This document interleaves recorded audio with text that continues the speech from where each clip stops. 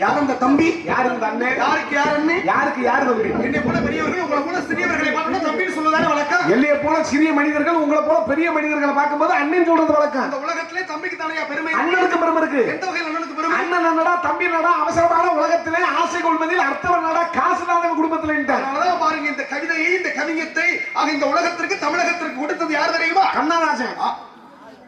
பட்டுக்கோட்டை கல்யாண சுந்தரம் எழுதினவர் அவர், பாண்டவர் அவரு. அதுவே நான் சொல்லுங்க. அற்புதமாக இப்பேற்பட்ட அந்த உலகத்திற்கு எப்பேற்பட்ட பெருமைகளை தேடி கொடுத்தார்கள். தம்பிக்கு பெருமை பாருங்க.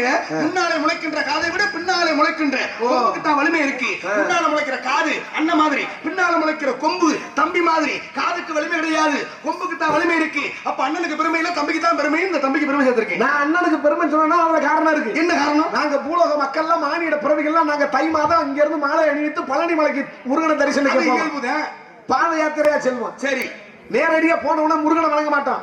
கீழே விநாயகர் பெருமான் அண்ணனுக்கு ஒரு சத்திரத்தங்க எடுத்து செல்லாரும் உடைச்சு அந்த சில்லு பக்கத்துல எவை மண்டலியாவது புடிச்சு அவனுக்கு மண்டை உடஞ்ச ரத்தம் சொட்டு சொட்ட வடிஞ்சு. சரி, அதுக்கப்புறம் தான் மேல போய் முருகனையே தரிசனம் பண்ணுவோம். இருக்கட்டும் பாருங்க. மொத்தத்துல முருகனை தரிசிக்க போறவங்க சாக்க வச்சு அவன் மண்டையை உடைச்சு காவு வாங்காம நீங்க எந்த இடத்துக்கும் போறது இல்ல. இந்த தமிழ்நாட்டுல ரோடு போட்டாலும் ஒரு பாலம் கட்டினாலும் ஒருத்தன் உயிரை காதை கொடுத்துட்டு தான் ரோடும் பாலமும் கட்டினா போறேன். பாருங்க எப்பேற்பட்ட உலகமா போச்சு. கலிகாலம் கலியுகமாக மாறிக்கொண்டு இருக்கின்றது. அண்ணனோட தம்பியோட அவசரமான உலகத்திலே இருப்பினும் கூட இந்த இடத்திலே என்பது நாரத மகரிஷி. என்ன நாரத மகரிஷி? நாரதர் தெரியுமே. அடையாளங்களை அடையாளங்களை பார்த்த உடனே இது யார் வந்திருப்பது யாரு அப்படின்னு இந்த உலகத்துக்கே தெரியுமே. உங்களுக்கு மட்டும் தெரியாமலா போயிடும்? என்ன தெய்வீக சிறப்பா இருக்கு. நான் நாரதர் மகாமுனிவர்னு எதை வச்சு நம்புறது? அப்புறம் நான் எப்படி பேசுறது?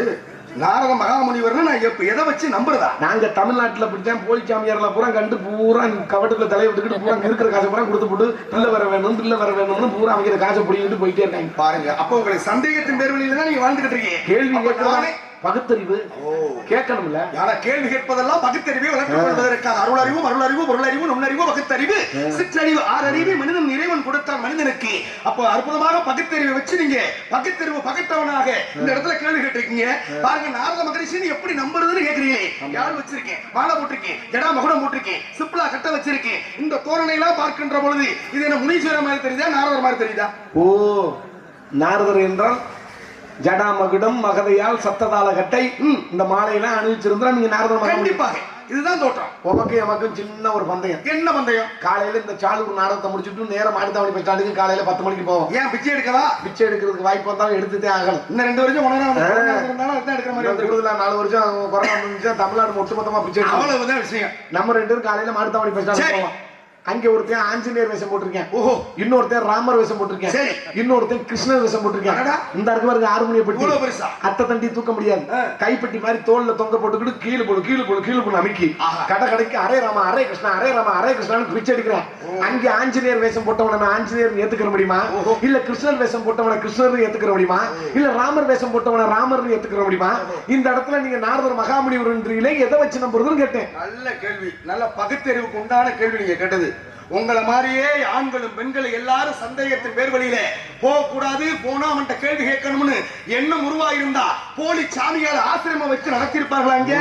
அப்ப ஏன் அந்த பொது அறிவு இல்லாமல் போச்சு? நீங்க சொல்ற மாதிரி பாருங்க. ஆக ஆஞ்சநேயர் வேஷம் போட்டிருக்கவன ஆஞ்சநேயர் நம்ப முடியுமா? கிருஷ்ணர் வேஷம் போட்டிருக்கவன கிருஷ்ணன் நம்ப முடியுமா? ராமர் வேஷம் போட்டிருக்கவன ராமன் நம்ப முடியுமா? அவர்கள் யார் தெரியுமா? இந்த பூலோகத்திலே வயிற்று பிளப்பிற்காக தெய்வத்துடைய அருளாரத்தை முகத்திலே பூசிக்கொண்டு கடகடைகளுக்கு வீடுகளுக்கு யாசகம் பெறக்கூடியவர்கள். ஐயா, யாசகம்னா என்னன்னு தெரியுமில்ல? பிச்சை. அவ்வளவுதான் செய்ய. அவர்கள் வயிற்று பிளப்புக்காக பிச்சை எடுப்பதற்காக வேஷம் போடுகின்றார்கள். நான் அப்படி இல்லை. இயற்கை ஒரே ஒரு விஷயம் பாருங்க. இந்த உலகத்திற்கு நாரத மகரிஷி எதை கொடுத்தான், என்ன பண்ணினேன், எங்கிருந்து வந்தேன் என்பதற்கு ஒரு அடையாளம் சொல்றேன். நாரத விளையாட்டெல்லாம் நாரத முனிவன் கூட பாரத கவிதை இந்த வான்மீகி என்பார். சீரன் சோழநாட்டு திருவள்ளும் தூர் வச்சான் காரணி கோடையான் கம்பன் கவிதை செய்து வைத்தானே ராமகாவியத்தை இந்த புண்ணிய பூமியிலே நான் எடுத்துரைக்க ரச்சகன் என்று சொல்லக்கூடிய வான்மீகி எழுதி இந்த உலகத்திற்கு கொடுக்க காரணமா இருந்தவனையா? என்னைய போய் அடையாளம் தெரியல. நாரதர் மகாமுனிவர் நானே தான். வாழ்க பல்லாண்டு. அடியன் வணங்குகிறேன் சாமி. வாழ்க பல்லாண்டு. உங்களை சந்தித்ததிலே மனமற்ற மகிழ்வு.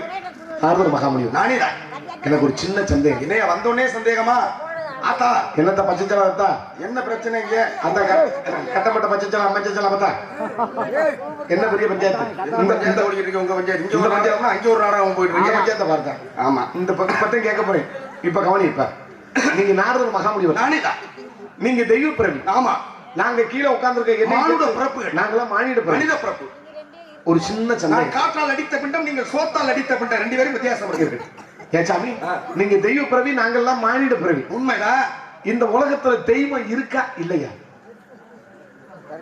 இதான் சந்தேகமா? சின்ன சந்தேகமா? எனக்கு மட்டும் இல்ல, கீழே உட்கார்ந்திருக்க எல்லாருக்குமே சந்தேகம் இருக்கு. அவங்க யாருமே கேட்கல, நீ தானே கேட்கிற. அவங்களுக்கு கேட்க வாய்ப்பு இல்லாம கீழே உட்கார்ந்திருக்காங்க. எனக்கு கேட்க வாய்ப்பு இருக்கிறனால உங்களுக்கு கேட்டுக்கிட்டு இருக்கேன். உங்களுக்கு வாய்ப்பு அமையவில்லை, உங்களுக்கு வாய்ப்பு அமைந்து விட்டது. அதனால நீங்க அதாவது என்ன கேட்கறீங்கன்னா, இந்த உலகத்திலே தெய்வம் இருக்கா இல்லையா? ஆமா, அதான உங்க கேள்வி. எல்லாருமே நல்ல விழிப்புணர்வாக இருக்கின்றார்கள். வலைதளமும் போய்கிட்டு இருக்கு. நீங்க கேட்ட கேள்வி சின்ன கேள்வி அல்ல, வியக்க வைக்கக்கூடிய கேள்வி. பல பேருக்கு அதான் சந்தேகம், தெய்வம் இருக்கா இல்லையா அப்படிங்கறதான உங்க கேள்வி. தெய்வம், இது உண்மையான தெய்வம் இல்லை அப்படின்னா இந்த நாடகம்ங்கிறது நடக்குமா? இவ்வளவு பக்தர்கள் அந்த அம்பாளுக்கு முன்னால, ஐயனுக்கு முன்னால இவ்வளவு பக்தர்கள் எல்லாம் உட்கார்ந்து இருப்பாங்களா? அதுக்கு புறவெடுப்பு விழான்னு ஒண்ணு எடுப்பாங்களா? ஏன் காஜை வச்சுக்கிட்டு வீட்டுல இருக்க முடியாம அதெல்லாம் செலவு பண்றாங்க. அப்ப தெய்வம் இருப்பது உண்மை என்பதை நம்பி அந்த தெய்வத்தினுடைய வாசலிலே ஒரு திருவிழாவை கூட்டி ஆண் பெண் அத்தனை பேரும் தெய்வத்தை வணங்கக்கூடிய நிலையில வந்திருக்காங்க. தெய்வம் இருப்பது உண்மை. அதான் உண்மை. ஏன் சாமி, கை நல்லா தட்டணும், சத்தமா அப்படி தட்டணும். தெய்வம் இருப்பது உண்மைதானே? தெய்வம் இருக்கா இல்லையாங்கிற கேள்வி வந்துருச்சு. தெய்வம்னு ஒண்ணு இல்லைன்னா இவ்வளவு விழா எதுக்கு? இப்ப கை தட்டினவங்க இப்ப யோசிப்பாங்க. கை தட்டினவங்க யோசிப்பாங்களா? இப்ப தெய்வம் இருக்கிறது உண்மை. சரி, இருக்கு. இப்ப நம்ம ஊரு கோவில் ஆலயத்தை விட்டுருங்க, அடிக்க வருவாங்க. ஆகா, பக்கத்துல மிகப்பெரிய ஒரு கோவில் ஆலயம்னு ஒண்ணு இருக்கு. சரி, கோவில் ஆலயம்னு இருந்தா அந்த கோவிலுக்குள்ள கருவறைன்னு ஒண்ணு இருக்கும். கருவறைன்னு ஒண்ணு இருந்தா அதுக்குள்ள தெய்வம்னு ஒண்ணு இருக்கும். நீங்க இதை இப்ப சொன்னீங்க. ஆமா, தெய்வம் இருக்கிறது உண்மை. கண்டிப்பா. கோவில் ஆலயத்துல கருவறைன்னு இருந்தா தெய்வம்னு ஒண்ணு இருக்கும். ஆமா. இப்ப இந்த ராத்திரியா ஒரு 4 களவாணி பிள்ளைங்க போய் சரி நல்ல கடப்பறைய வச்சு அந்த தெய்வத்தை குத்தி களவாண்டிட்டு போயிறாங்க. காலையில இது வந்து மதுரை மாவட்டம், செய்தித்தாள்ல போடுவாங்க. எப்படி இந்த மாதிரி இந்த ஊர்ல சிலையை திருடிக்கிட்டு போயிட்டாங்கன்னு செய்தித்தாள்ல போடுறாங்களே. நீங்க கருவறைக்குள்ள இருக்கிற வரையும் அந்த தெய்வம் நீங்கள 4 களவாணி பயில கலாண்டுட்டு போனோன்னு அதை சிலை திருட்டுன்றானே, அப்ப அது சிலையா தெய்வமா? கைதட்டலாம். நான் கேட்டது நான் தான், அவருக்கு கை தட்டி எனக்கு கை தட்ட மாட்டேன். கேட்கிற கேள்வி சரியில்லைன்னா செருப்பு கட்டி அடிப்பது இல்ல. அறிவுபூர்வமான கருவறைக்குள்ள இருக்கிற வரையும் தெய்வம்ன்றாரு. ஆமா. இப்ப 4 களவாணி பயிலுக்கு அந்த கருவறைக்குள்ள இருக்கிற தெய்வத்தை கடப்பறை வச்சு கிளப்பிடுறாங்க. கிளப்புறவன காலையில இந்த மதுரை மாவட்டம் செய்தித்தாள்ல போடுவாங்க, சிலை இந்த ஊர்ல திருடு போயிருச்சு அப்படின்பாங்க. அப்ப கருவறைக்குள்ள இருக்கும்போது தெய்வம் சொன்னாலு 4 களவாணி பயில தூக்கிட்டு போனவன சிலை திருட்டுன்றானே, அப்ப அது தெய்வமா சிலையா? எல்லாருக்கும் சந்தேகமா இருக்கு. நீ 500 ரூபாய் அன்பளிப்பு எனக்கு கொடுக்கலாம். என்ன கேட்கிற கேள்வி அப்படின்னா இது நியாயமான கேள்வி, அறிவுபூர்வமா நான் ஏத்துக்கிறேன், மனப்பூர்வமா ஏத்துக்கிறேன். நீ எதையோ கேட்க போறேன்னு நினைச்சா, ஆனா அற்புதமான ஒரு கேள்வி கேட்டிருக்க, அறிவுக்கு வேலை கொடுக்கக்கூடிய கேள்வி. கருவறைக்குள்ள அம்மா கொஞ்ச நேரம் அமைதியா, கருவறைக்குள்ள இருக்கிற வரைக்கும் வருஷ கட்டி ஆண் பெண்கள் நின்று எங்க போயிட்டு வர்ற கோவிலுக்கு தெய்வத்தை பார்க்க போனேன்னு சொல்றோம். அதே தெய்வத்தை 4 களவாணி பயல்க திருடிக்கிட்டு போனதுக்கு அப்புறம் தெய்வம் இந்த ஊரிலே இந்த தெய்வம் திருட்டுன்னு தானே செய்தித்தாள போடணும். ஏன் சிலை திருட்டுன்னு போட்டா அப்ப அது உண்மையிலேயே வெறும் சிலையா தெய்வமா? ஆமா, தானே கொஞ்சம் சந்தேகம். ஒரு மனிதன் உயிரோடு இருக்கா. சரி, நீங்க கேட்ட கேள்விக்கு உண்டான பதில் கொடுக்குறேன். நீங்க என்ன கேள்வி கேட்டீங்களோ அதுக்கு உண்டான பதில். ஒரு மனிதன் உயிரோடு இருக்கா. உயிரோடு இருக்கக்கூடிய மனிதனுக்கு என்னென்ன பேர் சொல்லி கூப்பிடுவீங்க? இந்த நம்ம வெள்ளச்சாமி வராரு, மலைச்சாமி வராரு, பாண்டி வராரு, சுரேஷ் வராரு, இந்த நம்ம ஊராட்சி மன்ற தலைவர் வராரு, இந்த அக்கா சுமதி அக்கா வந்துருச்சு இப்படின்னு சொல்லிட்டு அம்ராசி சீமேன் கோமே அப்படிலாம் சொல்லுவோம். ஓ பாருங்க, சீமான் கோமான் வரைக்கும் ஒரு மனிதன் உயிரோடு இருக்கக்கூடிய மனிதனுக்கு இவ்வளவு பேர் சொல்லி கூப்பிடுறீங்கல்ல, அதே மனிதன் இந்த இடத்துல இறந்து கிடந்தா அவனுக்கு என்ன பேர் வைப்பீங்க? பிணம்பேன். அதுல இப்ப சுருக்கிட்டேன், பாடிய எப்படா தூக்குற அப்படின்னு. அவ்வளவுதான். நீங்க கேட்ட கேள்வியே பதில் வந்துருச்சு. எப்படின்னு கேளுங்களே. உயிரோடு இருக்கக்கூடிய மனிதனுக்கு கோமான் சொல்லி சீமான் சொல்லி அவரு இவருன்னு புகழ்ந்து சொன்ன இந்த வாய், அவர் இறந்து கிடக்கின்ற பொழுது ஏன் இன்னாரு இறந்து கிடக்கிறாருன்னு சொல்லாம பிணத்தை எப்படா தூக்க போறியேன்னு ஒரு கேள்வி வந்துச்சா இல்லையா? அப்போ உயிர் இருக்கிற வரைக்கும் ஒரு பேரு, உயிர் போனதுக்கு அப்புறம் பிணம்ங்கிற பேரு, கருவறைக்குள்ள இருக்கிற வரைக்கும் 8 வகை மருந்தை இடிச்சு அந்த கருவறையில பீடத்துல வைத்து சிலையை தூக்கி வச்சு கும்பத்துல தண்ணீர் ஊத்திட்டா அந்த சிலைக்கு உயிர் வந்துருது, அதுக்கு பேரு தெய்வம். அதே கருவறைக்குள்ள இருக்கக்கூடிய தெய்வம் வெளியில வந்துருச்சுன்னா உயிர் அற்றது. மனுஷனை எப்படி பிணம்னு சொல்லுவோம், அதனாலதான் சிலை திருட்டுன்னு சொன்ன. அதனால சிலை திருட்டு. ஏன் தெய்வம் திருட்டுன்னு சொல்லாம சிலை திருட்டு சொன்னா தெரியுமா? உயிர் அற்றதுன்னு அர்த்தம். கருவறைக்குள்ள இருக்கிற வரைக்கும் தான் உயிர் உண்டதுக்கு. இங்க கேட்ட கேள்விக்கு பதில் வந்துருச்சா? கை தட்டின மறுபடியும் யோசிப்பா, என்னடா வந்ததுல இருந்து குழப்பற என்னைய போட்டு கொலப்பட ஒரே தான் சொல்றேன். 8 வகையான மருந்தை இடிச்சு அதுக்கு மேல சிலையை தூக்கி வச்சோம்னா அந்த சிலைக்கு உயிர் உண்டாகும். உயிர் உண்டாகும். நீங்க தான் சொன்னீங்க. நான் தான் சொன்னேன். நீங்க எல்லாரும் கையை தட்டினீங்க, வாயை பொழந்துக்கிட்டு சிரிச்சீங்க. இப்ப நான் கேட்கிற கேள்விக்கு பதில் சொல்லணும். சரி பேசு. 8 வகையான மருந்தை இடிச்சு அதுக்கு மேல சிலையை தூக்கி வச்சோம்னா கும்பாபிஷேகம் பண்ண உடனே அந்த சிலைக்கு உயிர் உண்டாகும். எந்த கோவில் ஆலயத்திலும் தெய்வத்துக்கு முன்னாடி ஒரு உண்டியல் இருக்கும். அதனாலதான் காசை முன்னால வச்சா கடவுளையே அதுக்கு பின்னால வச்சா. இப்ப நாங்க பக்தருக்கு பூரா இந்த தெய்வத்தை வேண்டிக்கிட்டு எங்களுக்கு அந்த நேர்த்தி கடன் சரியாயிருச்சுன்னா அந்த தெய்வத்துக்கு நாங்க காணிக்கையா பணமோ நகையோ ஏதாவது அந்த உண்டியல்ல போட்டு நிரப்பிடுவோம். நேர்த்தி கடன் நிறைவேற்றுவது வழக்கம். 8 வகையான மருந்தை இடிச்சு சிலையை தூக்கி வச்சு உயிரோட இருக்கு தெய்வம். ஆமா, உயிரோட இருக்கிற தெய்வத்துக்கு முன்னாடி உண்டியல் நிறைஞ்சிருக்கு. சரி. இப்ப 4 கலாணி பேருக்கு அந்த உண்டியலை குடுத்து கிளப்புறாங்க. உயிரோட இருக்கிற தெய்வமா இருந்தா அது கையில வச்சிருக்க சூடாயத்தை எடுத்து அவன் வாயில குத்தலாம்ல, அதை விட்டு காலையில உண்டியலை காவண்டுக்கிட்டு போனோடனே ஊர் மக்கள் எல்லாம் ஒண்ணு கூடி நேர காவல்துறை கிட்ட போய் இந்த மாதிரி எங்க ஊர்ல கோயில்ல உண்டியல கவனிட்டு போயிட்டாங்க 4 கவனிப்பலுங்க, எப்படியாவது கண்டுபிடிச்சு கொடுங்க காவல்துறை அதிகாரி ஐயா அப்படின்னு மனு கொடுக்குறாங்களே.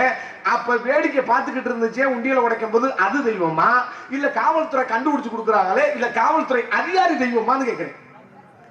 கட்டலாம், கை தட்டலாம். உங்களை கேட்டு கேட்டு வாங்குறதுக்கு நான் பேசாம பிய சொல்லிட்டு போயிடலாம். இது மீண்டும் ஒரு அறிவுபூர்வமான கேள்வி. நீங்க என்ன சொல்ல வர்றீங்கன்னா, ஒரு தெய்வத்துக்கு உயிர் உண்டுப்பா கருவறைக்குள்ள இருக்கிற வரைக்கும் சொல்லிட்டேன். அந்த உயிரோடு இருக்கிற தெய்வத்துக்கு முன்னால தானே அது ஒரு உண்டியல் தானே இருக்கு. அத போய் 4 வயலுக வந்து கடப்பாறை வச்சு குத்தி உண்டியல திருடிக்கிட்டு போகின்ற பொழுது அந்த கையில வச்சிருக்க சூலாயத்தை எடுத்து அந்த உண்டியல் திருடுங்க வாயில குத்தி இருந்தா இந்த உலகத்துல எங்கேயாவது திருட்டு நடக்குமா? நடக்காதுல. அப்ப நீங்க கேட்கிற கேள்வி நியாயம். நீங்க கேட்ட கேள்விக்கு நான் பதில் சொல்றேன்.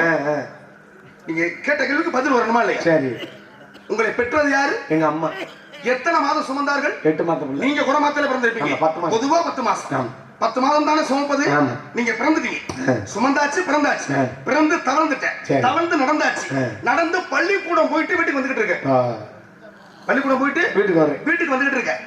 வந்துகிட்டு இருக்கின்ற பொழுது உனக்கும் உங்க அப்பாவுக்கும் தெரியாமல் உன்னை பெத்த அம்மா என்ன செய்யுதுனா சிறுவாட்டு காசுல ஒரு உண்டியல் சேர்க்குது. உண்டியல் நிரம்பிடுச்சு. சரி. உங்க கண்ணுக்கு உங்க அம்மா விட்டு உண்டியல் கண்ணுக்கு தண்டுபட்டுச்சு. அந்த உண்டியல இருந்து ஒரு 100 ரூபாய் நீங்க திருடிட்டீங்க. நீங்க தான் திருடணும்னு உங்க அம்மாவுக்கு தெரிஞ்சு போச்சு. சரி. உங்க அம்மா அருவாள் எடுத்து உங்க கழுத்தை வெட்டி போடுமா, கத்தி எடுத்து தான் உங்க வயிற்றுல குத்தி போடுமா? தெரிஞ்ச உடனே எங்க அம்மா என்ன ஒண்ணு சப்பு சப்புன்னு வந்து அடிக்க.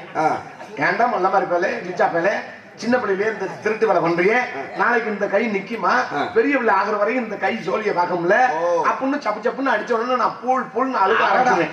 அழுத உடனே எங்க அம்மா என் மனசு கேட்காம பெத்த மனசு பெத்து பிள்ளை மனசு கல்லுன்னு சொன்ன கதையா மறுபடியும் பிள்ளை அழுகிறானே அப்படின்ட்டு ஒரு 20 ரூபாயை எடுத்து என் கையில கொடுத்து போப்பா என்ன வளர்த்தாரு அழுகாத பெட்டு கிட்ட போய் பொறி உருண்ட வாங்கி திருட்டு அப்படின்னு சொல்லுங்க. அம்மா எப்படி மன்னிக்கிறா?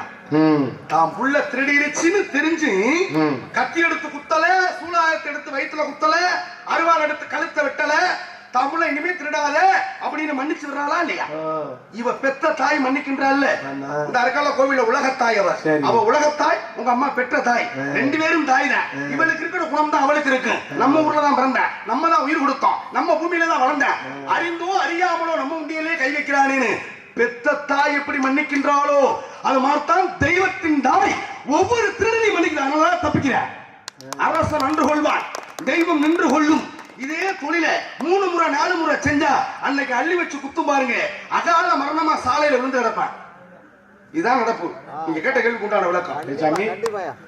அப்ப திருடே வந்து 1 தடவை 2 தடவை 3 தடவை செய்யும் போது ஜாமி தூக்கி போட்டு இதுல குத்தம். அதாவது அரசன் என்று தெய்வம் நின்றுதான் கொடுக்கும், ஒரு மன்னிப்பு கொடுத்துட்டே இருக்கும். அதையே சந்தர்ப்பம் வரும்போது அள்ளி வச்சு குத்திடுறீங்க. சொன்ன மாதிரி வேடு விட்டவன் 2 தடவை ஆட்டையை போட்டவனா பேசாம ரூம்ப போட்டு படுத்துக்கிற வேண்டியதானே. ஆமா, மீண்டும் எல்லா மயத்துக்கு 3ஆவது தடவை போய் மயிரை புடுங்க போறேன். இன்னொரு விஷயம் தெரியுமா, இரும்பு குடிச்ச கையும் சிறங்கு குடிச்ச கையும் சும்மா இருக்காதாண்டா. சரி சரி, அது அந்த வேலையை செய்யணும். கலாவணி பேல கூட நல்ல ரூம் போட்டு பொறுக்க தண்ணி அடிச்சு குச்சால் குச்சால் அப்புறம் தூக்கி போட்டு கொள்ளும் ஜாமி. அவ்வளவுதான் விஷயம். கொஞ்ச நேரம் அப்படி வாலாட்டி விட்டு அப்படி ஆட்டி விட அப்படியே அடைக்கிறோம். சரி சரி சரி, வாங்க. மகிழ்ச்சி. மற்ற மகிழ்ச்சி. ஆமா. அப்பா அப்பா இருக்காரு. இல்ல நான் என்ன வேற அதானே என்னப்பா எங்க அப்பா இருக்காரா இல்லையா கேக்குற மாதிரி இருக்கு. அப்பான்னு அப்பா பேரு பிரம்மதேவன். அம்மா அம்மா இருக்காங்களே? நல்லா இருக்காங்களா? நல்லா இருக்காங்க. அம்மா பத்திரமா பாத்துக்க. அம்மா மட்டும் நல்லா பத்திரமா பாத்துக்கிட்டா அப்பா கொண்டு போய் நடு ரோட்ல நிப்பாட்டுறது இல்ல. தாய் இல்லைனாவே இனப்பொருட்கள் இல்ல. மனைவி என்பவள் இன்பத்தையும் இன பந்துக்களையும் கொடுக்கக்கூடியவளுக்கு பேர் தான் மனைவிடான். இந்த மனைவின்னு ஒரு பெண்ணுன்னு ஒருத்தர் இல்லைன்னா இந்த உலக சக்கரம் இந்த சந்ததிகள் யாருமே உருவாக முடியாது. அப்ப தாய் தான் முதல் தெய்வம். சாமி கல்யாணம் ஆயிடுச்சா? கல்யாணம் எனக்கா? மண்ணாசை பெண்ணாசை பொன்னாசை மூவாசை இல்லாதவன் நான். வேண்டாம்னு எடுத்துட்டு எந்த ஆசையும் இல்ல. ஏனாப்பா பீடி செட்டு பழக்கம் எந்த பழக்கம் கிடையாது. எத்தனை பேர் எதுவுமே கிடையாது. பீரு பிராந்தி அது வேற மாதிரி ஆளுகை சாப்பிடுறது. போயலையில எந்த பழக்கம் கிடையாது. பொம்பளம்பள அதெல்லாம் வேற மாதிரி ஆளுகை. எந்த ஆசையும் இல்ல. எந்த ஆசையும் கிடையாது. பீடி செட்டு பழக்கம் எத்தனை பேர் வாக்கு பீரு பிராந்தி போயலையில எந்த ஆசையும் இல்ல. ஏண்டா எந்த ஆசையுமே இல்லைன்னா என்ன வயிற்றுக்கு உயிரோட இருக்குது? ஏண்டா அறிவு கேட்டா இதெல்லாம் இருந்தா தான் அந்த பூமியில இருக்கணுமா? இந்த உலகத்துல பாருங்களேன், அதாவது அத நீங்க கேட்டீங்கல்ல, இந்த பழக்கம் பூரா இல்லாம என்ன இதுக்கு இருக்கணும்னு கேட்டீங்கல்ல. ஆனா இதெல்லாம் இல்லாமலே உலக சாதனை செய்தான் ஒரு தமிழன். யார் தெரியுமா?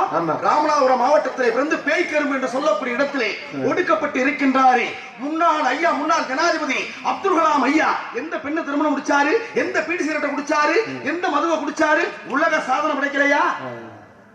எவ்வளவு பெருமை இருக்கு. சரி சாமி, சரி சாமி, உங்களை சந்திச்சது ரொம்ப மகிழ்வு. என்னை பத்தி ஒரு சில விவரங்களை விசாரிக்கணும். உங்க பேரு வீரத்தை யார் வச்சது? அம்மா. அப்பா எதுல வச்சாங்க? அப்பா வாயில இருந்து என் காதுல வச்சாங்க. அப்பா வாயில இருந்து உன் காதுல எல்லாம் வச்சது உனக்கு எப்படி தெரியும்? அம்மா சொல்லுச்சு. ஓ, அம்மாவுக்கு தானே தெரியும் யார் வச்சிட்டு போனதுன்னு. பேரியா பேரா தெரியும். அப்பா தான் வச்சாரு. சரி, வச்சாருன்னு சொல்றீங்களே, வச்சது சரியா வச்சாரா? எப்ப வச்சாருன்னு கேக்குறீங்க? எப்ப வச்சாரு? முதல்ல ராத்திரி 1 மணிக்கு சிமிலி விளக்க அமர்த்தி விட்டு வச்சாரு. அது என்ன சிமிலி விளக்க அமர்த்தி விட்டு வைக்கிறாரு? பூராமே ஆண்ட்ராய்டு மொபைல் வச்சுக்கிட்டே தர்றாங்க. சரி, எங்கிட்ட ஆச்சு அந்த ஒத்துக்குள்ள வீடியோ கிடைக்கும், எடுத்து பேஸ்புக்ல போட்டுறாங்க. அதனால யூடியூப்ல வச்சிருக்காரு. நல்ல வேலை. சரியா வச்சாரான்னு கேக்குறீங்க? சரியா வச்சாரா? சில சமயம் நழுவிக்கிட்டு போயிருச்சு. லூசு மட்டும் போதையில வச்சிருக்கேன் போல. பேரு வச்சதை கேட்டையானா? பேரத்தாக்க நானும் சொல்றேன். நல்ல வேலையா போச்சு. சரி சரி, ஒரு சில நேரம் வலிக்கிட்டு போயிருச்சுல, அதை எடுத்து வைக்கிறது யாரு? அம்மா. என்ன இவ்வளவு சரியா சொல்றீங்க? அதான எடுத்து அப்பா வைக்கிறாரு. ஆமா. நழுவுது. எடுத்து வச்சது அம்மா. ஏன்னா பேர் வைக்கின்ற பொழுது நாக்கு பிளவிருச்சுன்னு வச்சுக்கோங்க, பேரு தப்பா போயிடும். பக்கத்துல இருக்கக்கூடியது உங்க அம்மா தான். நீங்க வச்சது தப்பா போச்சு, நான் வைக்கிறேன்னு எடுத்து சொல்லை வைப்பது அம்மா. தானே? ஆக இருக்கட்டும். இருந்தாலும் கூட ஆக இப்ப இங்க எதுக்காக வந்திருக்கீங்க? இங்க காவலுக்கு. காவலுக்கு என்ன காவல்? திணைக்காவல். என்ன திணை? கருந்திணை. இந்த குரல் கேட்டதே. ஒண்ணுக்கு 2 பேர் உள்ள இருக்காங்க. ஒண்ணுக்கு 2 பேர் உள்ள இருக்காங்க. உங்க அம்மாவுக்கும் அப்பா, அதாவது உங்க அப்பா பேர் என்ன சொன்னீங்க? எங்க அப்பா பேர் நம்பிராஜன். உங்க அம்மா பேரு நங்கை மோகன். நம்பிராஜனுக்கு நங்கை மோகனிக்கும் பிறந்தவனா நீங்க? பொழந்தவன். ஓ இல்லங்க, பிறந்தவன். பிறப்பா பொறப்பா? பிறப்பு. பிறப்பு என்ன? பிறப்புனா என்ன விளக்கம்? பொறப்புனா என்ன விளக்கம்? பிறப்புனா தனக்கு பிறக்கிறது. சரி. பொறப்புனா தன்னோட கூட பிறக்கிற அக்கா தங்கச்சி அண்ணன் தம்பி. அண்ணன் தம்பி அக்கா தங்கச்சினா அது பொறப்பு. தாய்மொழி அபானவாசல் இருந்து பிறந்துட்டோம்னா அது பிறப்பு. நீங்கள் பிறந்தது உங்க அம்மாவுக்கா அப்பாவுக்கா? அம்மாவுக்கு. அப்ப உங்க அப்பனுக்கு நீங்க பிறக்கல. அப்ப ஊர் பேருக்கு பிறந்தேன். ஓ, 2 பேருக்கும் சேர்ந்துதான் பிறந்தேன். அது எப்படி? அம்மா வீட்டுல 5 மாசம் அப்பா வீட்டுல 5 மாசம் இருந்தீங்களா? எப்படி சேர்ந்து பிறக்க முடியும்? அப்பா செஞ்சாரு பிறந்தேன். அப்படி என்ன செஞ்சாரு பிறந்தீங்க? கல்யாணம் செஞ்சாரு பிறந்தேன். கல்யாணம்னா என்ன? கட்டுனா கல்யாணம் தெரியுமா? தாலி கட்டுனா கல்யாணம். யாருக்கு யார் கட்டணும் தாலி? எங்க அப்பா எங்க ஆத்தாளுக்கு கட்டினா தாலி கல்யாணம். அப்பா தானே உங்க அம்மா கட்டினாரு. ஆமா. எந்த இடத்துல கட்டினாரு? கழுத்துல கட்டினாரு. நீங்க எங்க பிறந்தீங்க? வயித்துல. கழுத்துல தாலியை கட்டினா நீங்க கழுத்தான பிறகு நீ ஏன்டா வயித்துக்கு போன? இது என்ன கிரக பசரா இருக்கு?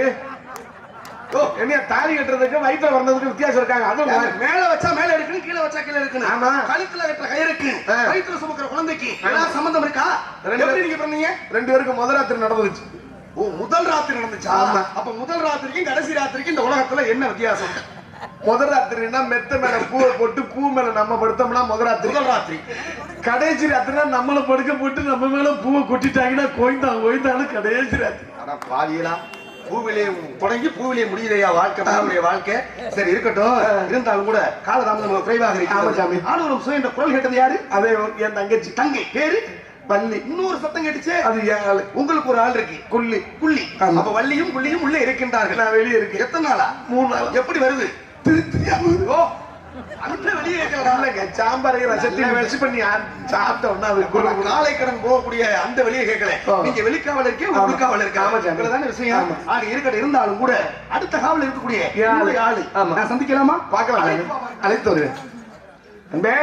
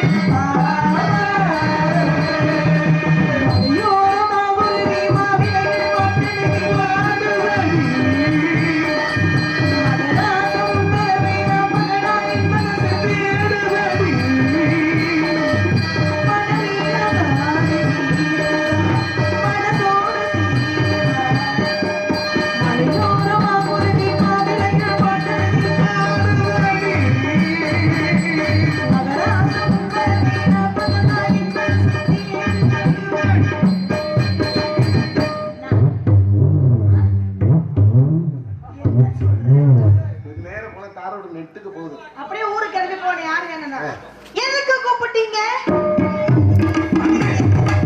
நம்ம இடத்துக்கு பிரம்மாவின் மைந்தன் நாரத மகாமுனி வந்திருக்கிறார். அழைத்து வருகிறேன் சாமி. சாமி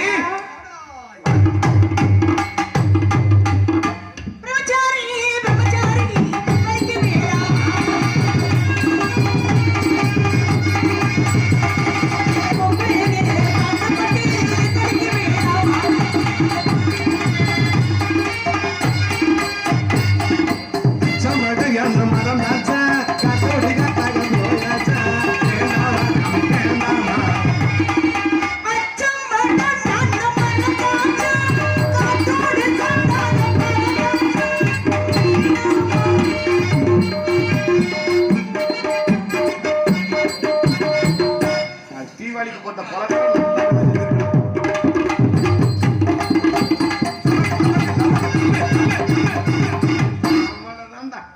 தீபாவளிக்கு போட்ட பலகாரம் நல்ல வேலை செஞ்சிருக்கு.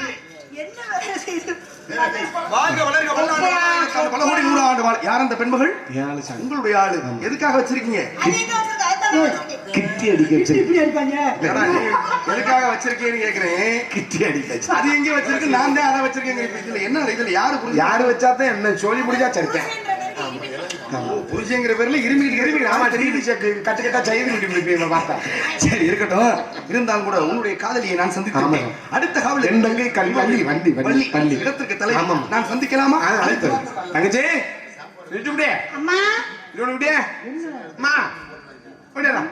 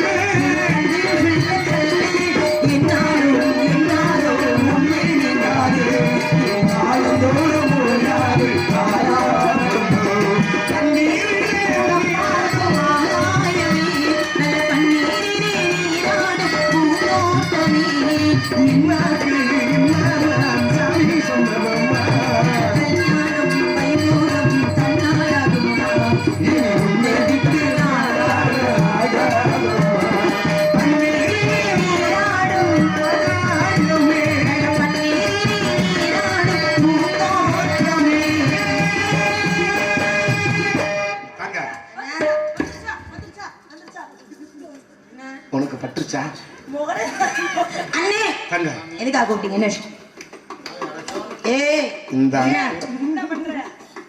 இஞ்சில் நிறைந்த தங்கச்சி, இந்த அண்ணனோட ஆசீர்வாதம்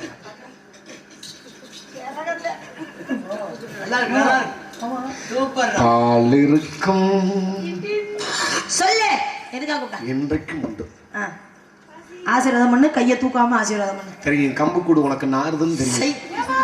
முதல்ல ஒரு வாடம் வந்துச்சு, அது இங்க இருந்து தானா 4 நாளா குளிக்கலைன்னா அப்புறம் மயிர்ல வராம எலி செத்த வாட வருமே.